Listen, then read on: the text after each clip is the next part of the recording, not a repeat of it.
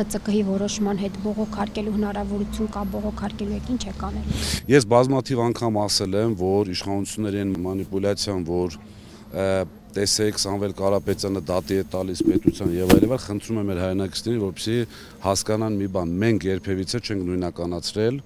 իշխանությանը պետության հետ։ Այս ամեն ինչը մենք անում ենք իշխանության դեմ, այլ խնդիրը հետո միշտ ասել եմ, Սամվել Կարապետյանը միանձնյա պետք է որոշի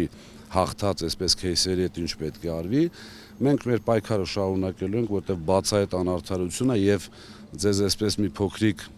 երևի թե պարոն Կարապետյանն ինձնից կնեղանա, որ ես դա ասում եմ, բայց այսպես խոսակցությունների մակարդակով ու ինձ ամենայն դեպս տեղեկացվել եմ, որ Սամվել Կարապետյանը ամեն դեպքում մտածում է, որ ոչ թե իր ակտիվի մասին, սա առաջի անգամ ասում, եւ ինձ